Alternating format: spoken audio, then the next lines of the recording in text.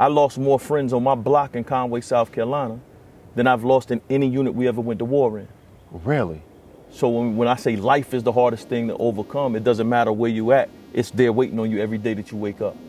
You lost more friends Absolutely. at home than you did at war. I've lost more friends in Conway, South Carolina. Not friends that I know abroad, just in my little sister. In the time that I was in the Marine Corps. Not before, not at, if I just count the time that I was in. Equal span. I lost more friends in that town than I've lost in any unit I've ever been in a war that was going on for 15 years.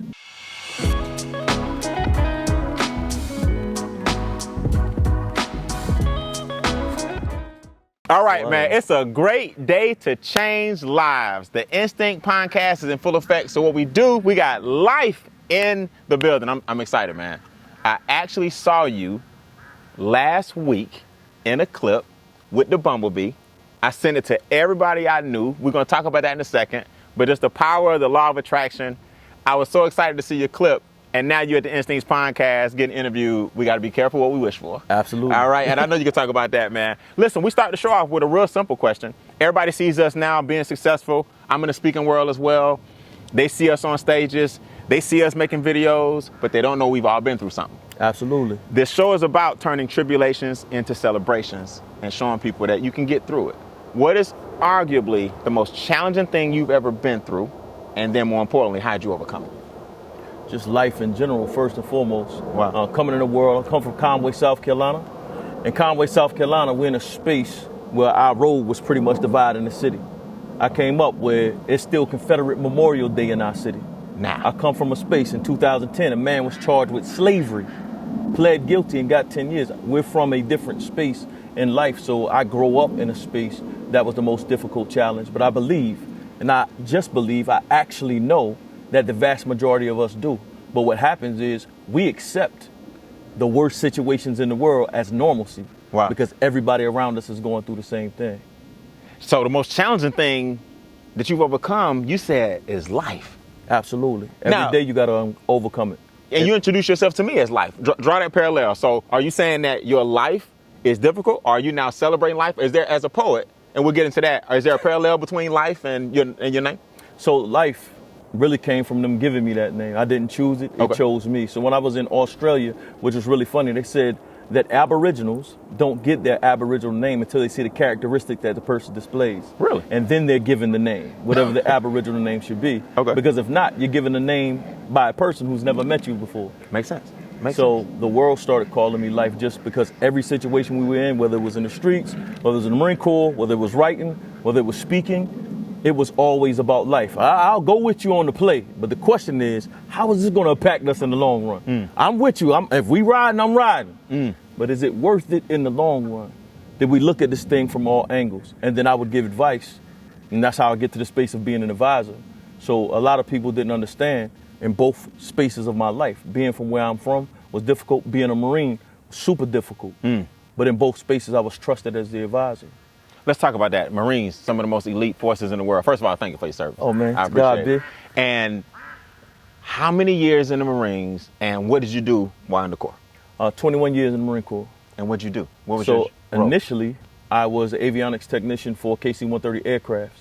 And to the point where when I first came in, I was Marine of the Year, I'm meritoriously promoted. I get the E6 in 6.5 years. I am the subject matter expert for electronics on an airplane that's not even in the Marine Corps' inventory yet. Wow. Okay. Wow. So I really did the Marine Corps. But what I realized was there's a forgotten card of people that wasn't being fought for. So we had to start looking at the whole perspective in a different way. As I started going through the ranks, I started becoming an advisor to the Sergeant Major. So I started moving out of the realm of my MOS. When I became a gunny, I was a squadron gunny everywhere I went. I set up leadership schools for the groups. So I became the voice, and a lot of my plaques say the voice for the unit. So as the Sergeant Major's squadron gunny, he came to me for advice. So in the Marine Corps, as you go through different echelons, your job title changes depending on exactly what it is that your specialty at. So my specialty is esprit de corps, spirit of camaraderie, building teams, creating award-winning teams, and getting people in a leadership space to where they need to be and advising leaders on the best methods to get that accomplished. That's dope, man. That's dope. So in 20 years, I'm sure we've had a war. Oh, it's been war 15 of those years. Really? You experienced, so did you actually experience combat? Well, even though you were in aviation, safe to say. Absolutely. Did you actually, so you didn't have to go to the battlefield, but were you in harm's way? So the beautiful thing about war is we're always at war. That's true. There's a Marine in a trench right now. So I've been in operations. I've been in spaces of operations that never hit the news. So I hate to disqualify those who didn't go because everybody won't go. It's all important. So I was in a teacher's capacity Everybody's at first, and then I came to units where we were consistently going to war. The craziest part about that is this the advisory part. This is the part with poetry. This is the part where understanding the importance of being a whole human. I lost more friends on my block in Conway, South Carolina than I've lost in any unit we ever went to war in. Really? So when I say life is the hardest thing to overcome, it doesn't matter where you at. It's there waiting on you every day that you wake up. You lost more friends Absolutely. at home than you did at war. I've lost more friends in Conway, South Carolina. Not friends that I know abroad, just in my little sister. In the time that I was in the Marine Corps. Not before, not at, if I just count the time that I was in. Equal span. I lost more friends in that town than I've lost in any unit I've ever been in a war that was going on for 15 years. Was it gang related? It was no gangs where I was from initially. We grew up, you was from this block, you was from this side of town, you was from over there. Just beefing amongst each other. Just beefing amongst each other. What would you say is the number one thing that plagues our community as it relates to that type of destruction? What would you say is the number one thing? Is it the chase for money? Is it the gang violence? Is it lack of self? I'm probably giving you all of these answers, but as deep as you are, what have you noticed about just our community and why we are in that state of mind? One, lack of knowledge of self, lack of self-love, and then not understanding. We come from a space. My mother taught me different principles than I could teach my kids now. So it's oftentimes we look at the generation that came before us, and it's like, oh, that was wrong. But my mother told me a child is to be seen and not heard. My father taught me a child, and then my pops is my 10th grade school teacher, who is my advisor, which got me to the position I'm in right now. We'll talk about it. But they told me to be seen and not heard. It doesn't sound intelligent right now. Correct. Until you realize you're from Conway, South Carolina. He said when he looked at a white woman's clothes on the line, he could be lynched. So he had to give me principles that when I wasn't in his sight, I knew how to maneuver around that town. So for that generation, for that space, he was telling me the thing to survive in that space. So what I believe that we lose is the fact that we don't know ourselves or why things transpired in that space. Self-hatred, COINTELPRO, we can go into a lot of things, Absolutely. right? But understanding the systematics that's plagued us, and then the lack of self-love. Because if I don't love me, I can't love anything else. How are you dealing with the loss of so many close friends and partners? I mean, or are you dealing with that? How do you deal with losing that many people in that amount of time? The craziest thing is I found my gifting. So I put it in poetry, I put it in speaking. So poetry was a space for me to actually be where you can be naked in front of everybody. I didn't have to be this toxic, masculine person. I didn't have to be the guy from the hood that was super strong and super big. I didn't have to be the Marine and wear it on my chest. I can go on the stage and be totally naked and vulnerable and pour out. So it became my therapy in that space. And I do see a therapist. I don't want anybody to think that, I pray and I see a therapist. That's a real thing. And I think that's another thing that's taboo, is looked down upon in our community. So we go to the pastor, let him pray it. And then sometimes we need some tactics. You need some mental health. God gave that mental health specialist the ideology, the intelligence to work those problems. Absolutely. So the way I started dealing with it initially was, I'm going to put it all in poems. And then I realized I'm speaking for a card of people. So talk to me about the first time you realized that poetry was more important than just words on paper. Was it when you hit the stage? Was it the first time you saw the impact it had on somebody? When did you know that poetry, that your voice really mattered? I know the absolute space. I was in New Orleans. A good brother, we started a record company, me and Anthony Lewis, a brother named Rhodesia Brown, allegedly hit somebody to get some money to do a thing, got a hit put on him and killed him. They killed him? They killed one of the three co-founders? Yeah, so it was me, Rhodesia Brown, God bless her dead, and Anthony Lewis, my man. And I get there, I talked to him the week before when they shot him up. I'm like, yo, just come up here with me. And he goes, boy, I ain't no coward. If I leave, they gonna kill everybody down here. I'm striving to get advice in that space. So what happened, we go to the funeral. Crazy things about to transpire. It's a lady in the booth, she's doing a gospel song. This is when I was rapping though. And I was like, I'm really thinking I'm gonna ride for this which isn't the most intelligent thing, but the way my loyalties and principles and warriorship was set up, I'm like, okay, like this is the thing that I understand. I said, before I do, I'm gonna go in this booth. I don't care what the track is, just put something on. Let me clear my mind first. Wow. What came out wasn't a rhyme because she was doing gospel. It came out in poetry. And I wrote this thing called Sinner's Prayer. And after that, it was the paradigm shift. Everybody in the room kind of looked different. I said, oh, rap is 7 to 17. Poetry is 7 to 77. Demographic expanded. I can do anything with this. I'm not caged to the music. I'm not caged to the sign. I'm not caged to the times. I can create my own rhythm. I can be totally naked, transparent, and it's impacted a room full of gangsters. Let me see how much further this can go. My daughter coached her, wrote the poem, put it together, got her in the Naval Academy. Really? Paradigm shift. So right then, my gift and skill set created generational wealth for my family. So was the pattern rapper, poet, speaker? Absolutely. That's pretty much of those genres. Indeed. Rapper, poet, speaker. Yes. And it's amazing because they all have a cadence. They all have the ability to use words to impact people on a positive nature. Absolutely. So talk to me about your first time on stage, like in front of an audience. Were you nervous? Poetry or rapping? Let's go with poetry first. Poetry, I did it with my eyes closed. Really? No nerve. You weren't nervous? Yeah. So my guys challenged me to go into a poetry club and do a poem, and I'm like, I'll go, but there ain't no music to hide behind. It ain't no. It's just you and the words. And poetry, every word matters. So you had to say something. And it's all these people that don't look like you. You don't feel right in the room. You're out of pocket, out of culture, out of space. I closed my eyes and I went in. But that's one of those things. You do it scared. Do it with your eyes closed. Just do it though. In the Marine Corps, like when I'm advising people on how do you take this gift, skill set, and talent to a space. Well, in the Marine Corps, I couldn't swim. Really? In Conway, South Carolina, can't swim. We was right by Myrtle Beach. You didn't go to the beach to swim though. Really? You in the pool, splashing water in the face. I would have thought swimming was a prerequisite. Oh, no, indeed. The Marine Corps is one of those places though, they don't care. There's a 10-foot tower you got to go up, and everybody's going up it. Don't care, no matter what happens. I'm the guide. Right. So in boot camp, I'm numero uno in my platoon. They send me up the ladder, I'm climbing, I'm like, oh, telling the drill instructor I can't swim. I asked you to swim, son. Oh, think I know you better get up the dog going, climbing up this thing going.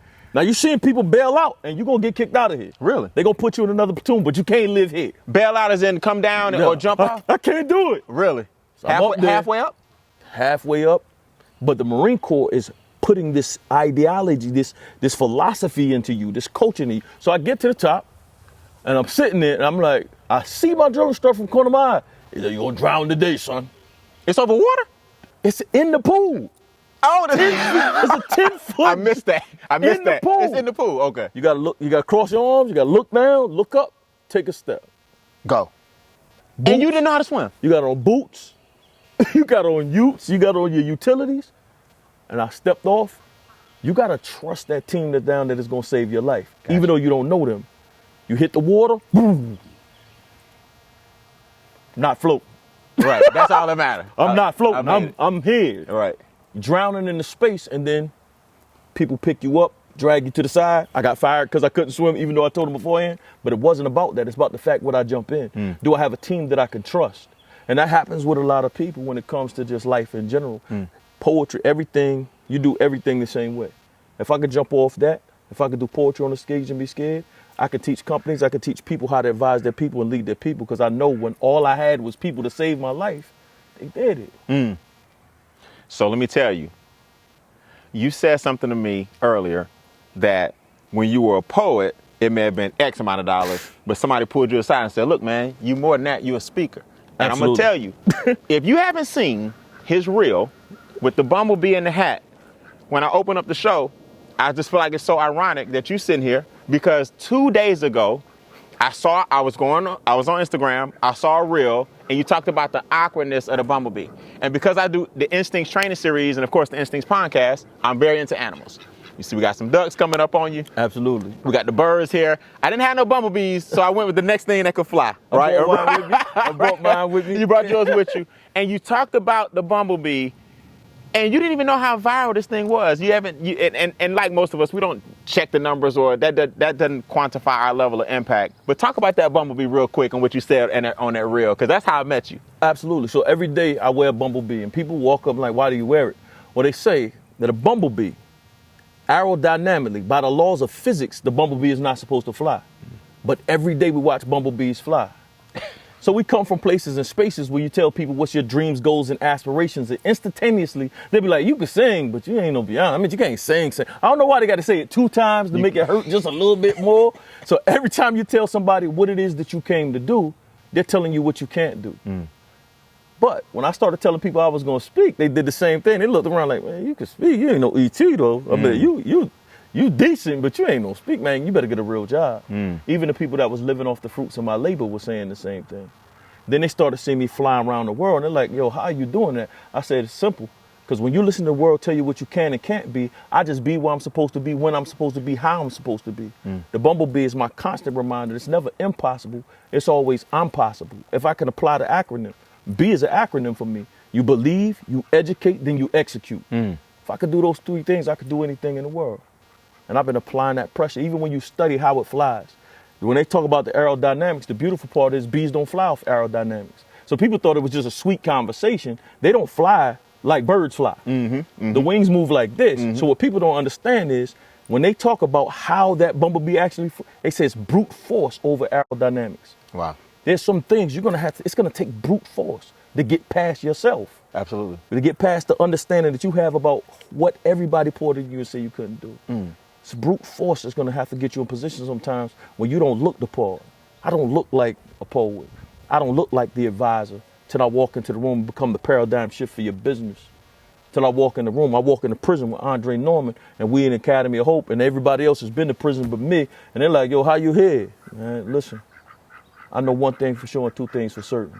Anything about culture, I can move it. I've been moving things in the most tumultuous situations on the planet. I surely can do this. Because I believe it, I educate, I execute. It's brute force sometimes when you get in the room. How much are you going to push yourself to get to where you're going? Last thing, and we're gonna let you go, man. You go from poet to speaker. Your first international speaking engagement. How'd you get it? How'd you feel? Everywhere I go, I lock in. So we were actually on a deployment. The craziest thing, we was in Australia on a deployment, and they told us all of these things. Like when you get an in-country brief, they speak on Aboriginals, they tell you what they are, and then of course you hear the underground jokes about who they are and what they are. And I got there, I strive to find out people wherever I'm at. So I get there, linked into this lady named Dr. Graceland Smallwood, and she is really the Nelson Mandela of Townsville, Australia. Wow. They defend their elders in a different space. Like you can't be around an elder and they don't know who you are. They didn't like American black men because they say we come there, date white women, and just leave and not see their struggle. They still had gerrymandering laws at the time. So I'm around and people was like, oh, no, you got to meet Gunny. So they came get me. I was like, how you doing? She said, what's your name? I said, Life. She said, oh, Life. That's a beautiful name. So what do you do? And they was like, he's a poet. I did a poem. She took me all around Australia. We was at homeless shelter. We was in the prisons in Australia. We had DJJ in Australia, in Townsville. I leave, and the country calls me and says, we need you to come speak to the International World Conference on Human Rights. I said, what? They sent a wire for me to go, 2011. Angela Davis is on the bill. We're in Townsville, Australia, at James Cook College. They called me in to do a poem, and she was like, I'm like, what happened? They get there, I have to tell the command, they fly me. So now I'm not on the Marine Corps dime. I'm literally being flown to Australia. I get there to speak, she introduces me. She says, well, Life, I want to tell the people something about you. And I said, yes, ma'am. She said, can I say anything? I said, just tell them the truth. She said, Life came here when everybody else was partying. He was here with a 65-year-old lady. She said he could have any woman here that he wanted. But when everybody was in the bougie hotel, he came and slept on my floor. Everywhere we get, he gets challenged for being with me. He slept on the floor. He never complained. He got challenged every time he stayed. Who he is not about the stage. He's the same person in the darkness. That's dope. And that was my first international speaking again. I went and I gave this poem, and it's been on fire ever since. So One moment I advised in time. her on that. One moment in time. It changed the trajectory. So poetry, people hear it, but there's advisement that I give in those spaces. I don't have a poem about the blue dog ran. I'm striving to get you to understand the psychographic of people. I'm striving to get you to understand the psychographic of a village, of a community, and how we get to a better space. So. And in the speaking game, what's your specialty? Like I have Instincts, Animals, Podcast, Leadership. In the speaking game, you have a certain specialty that you get, that you have a niche where people bring you in? Culture. Yep. Okay. And so in that culture space, I'm an advisor to business owners. I'm advising. Oh, you said coaching. Culture. Okay. South Carolina. Okay. So South Carolina mixed with 21 years of everything in the world around. It's a gumbo. I see you. You can do your Australia. It sounds great. I heard a little bit of New Orleans earlier. South Carolina, you got the Gully, got the Geechee. Yes, okay, indeed. so you're saying culture. Yes. Okay. Because in all those spaces, that was the thing that was the paradigm shift. Okay. If you can understand the culture, if you can change the culture, if you can impact and maneuver a culture, you can maneuver people. The Marine Corps is the smallest institution of armed forces in the whole United States arsenal. But we are the apex armed force in the world. Why? Because every person understands the culture of what it is that we're about to do. Every person, if I can see an enemy over here, but that's not my field of fire, if my responsibility is right here, I can see it, but I gotta depend on this person over here. My culture suggests I cover this with 100% of me, and I trust that this aspect will be covered by the person that's to my left or right.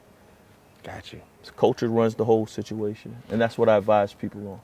So how can more people get access to you? You got a program or anything that you market? How can I help you market your program, your speaking engagements? How can I help you? So if you go to lifespeakslife.com, you can find me there. If you go to thevillage.com, you can find me there. And I'm really here to help people. So find me if you need help. Right, absolutely. I don't want you to find me just, I want to be around life, because that's not it. It's purpose attached to what it is that we do. Absolutely. So yeah, you can find me there, and we'll definitely assist. Come in, not just assist, we'll change some things. Let's do it, man. I have a speaker camp called Monetize Your Message. Yes, indeed. Obviously, where I teach people how to monetize their life's trials and tribulations, celebrations. And one for my high-end clients, I say, look, this is how I spoke it into existence. I'm gonna give you access to some of the best speakers in the world that I know. And I think that Bumblebee brought us together, man, to help some people in this speaking game. And if you don't mind, man, I'd love to bring you in on my mastermind so we can help some people get their message out to the world, because you definitely got one. Absolutely. It's amazing. Absolutely. It's amazing. Something that small on that hat 48 hours ago got you right here, man. And it's my honor, man. It really is. As well. It really is. I appreciate it. Big brother Dre is in the back. He said he want a poem. Yeah. Hey man, he bigger than both of us, so we got to give it to him. Andre is, and I'm gonna say this, and a lot of people are like, you can't big up anybody. There's gonna be a successor. It's a giant that stands. I get to stand on his shoulders. A lot of people don't say that. And people are like, you big up everybody else more than you big up yourself. That's because you got a pride issue. So when Dre screams that from the back, wherever we at, we in the car, we're on the side of the road. See, there's a difference between people like, the old guy, y'all, the OG. No, he's an elder. That's right. There's a difference between an elder and an old person. An old person just been on the earth a long time. But an elder knows that one day the boots will come off, and I got to pass down information to the next generation to get them to where they're going. Absolutely. So when people see it, they're like, Andre, you always around Dre. No. We're supposed to sit at the feet of the elders. Because there's going to be a day where Dre's going to have to say, okay, probably when his tombstone come, but at least he knows somebody coming behind. Got him. Right? So when he screamed that, it ain't even no question. He's like, you got 3 seconds. Let's to go. Get to the poem. Hit it. Let's go. You freestyle. And so, God, I need you. But I need you to meet me outside the cathedrals and churches, then walk with me up the block to where the herd is. And this time around, we can't bring no more churches or pastors who are more concerned with the fact that my pants are sagging than they are about teaching about the passion. So in turn, they tried to scare us with hell. For real. Block been hot all my life. How you gonna scare me about a place that we already dwelled? Learn how to get it on my own before the age of 12 because my mother couldn't afford us, but she had 4 of us. And since she had love for you, she wouldn't have bought us, so she brought us to this God-forsaken place. Please, don't try to scare us with hell when we were babies, born in the flames, bastard child, fatherless. Only thing I bore was his name, and all of my friends were the same as me.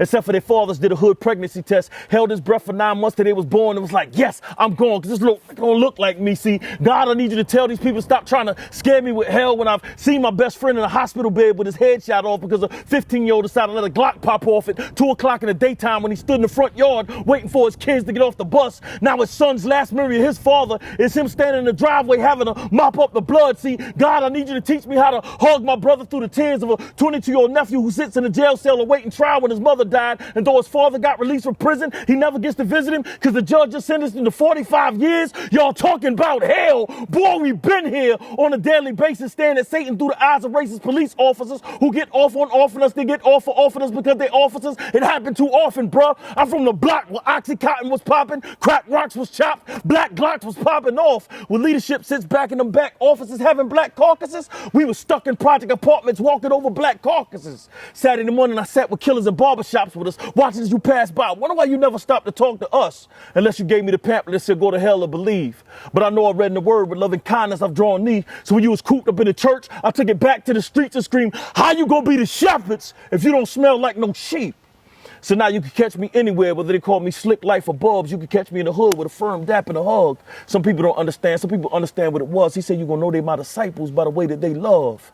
So this love, I ain't came out here to judge. I'm just telling poets and pastors, don't forget about us. See, we was going through hell for that in God we trust. So hell we understand too well. But what we don't understand is love.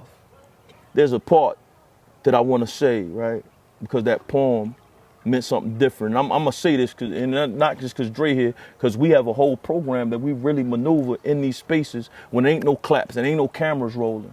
The same conversation about that poem, about my best friend getting shot by a 15-year-old, when we talk about impact in the world, when we talk about it's 2 tongues on your shoes and 1 on your mouth, that means you should pay twice as much attention to the way I walk as opposed to the way I talk. The same 15-year-old that killed my best friend, that was in my wedding, that was the best man, that catch the thing I threw off my wife's leg, that we grew up in that space together, the 15-year-old that killed him is in our program. Wow. He will be the paradigm shift for my community because he will not walk in the same way he gonna walk out. So when people ask about this work, no. That's why I say life is the hardest thing. Every day I wake up, it's in front of me. But every day I committed my life to making it better. Not just for me, for the same people in my town, because he's a product of the town we came from. And I can't leave him the way he walked in. So it's a different thing when we talk about this life part. It's a different thing when we talk about our commitment to purpose. How much you have to believe in, how much you have to execute, and how much you have to educate yourself. Execution ain't coming to execute the plan. Did I come to kill it? That's the whole spill. That's the whole piece. So just know when you say you got to go from a struggle, there's a struggle that's different. These ain't cute poems. There's a struggle. You're going to have to be held accountable for that tongue in your mouth. Make sure the tongues on your shoes match that same walk as you talk. Life. Tap into your instincts. That's love, man. It's Peace no and love, accident. man. No accident. Yes, No indeed. accident. Thank you.